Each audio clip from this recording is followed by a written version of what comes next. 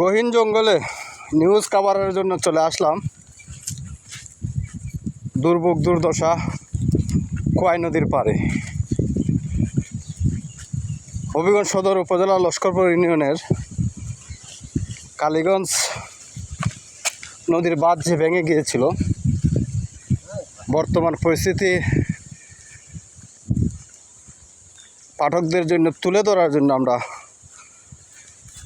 চলছি, কিন্তু অনেক কষ্ট হচ্ছে রাস্তার বেহাল অবস্থার কারণে। সাংবাদিকরা যে কত কষ্ট করে এটা আজকের রাস্তা আপনারা বুঝতে পারবেন। আশা করি সাংবাদিকদের নিয়ে বিরূপ প্রতিক্রিয়া লিখতে গিয়ে একটু চিন্তা করবেন। ধন্যবাদ।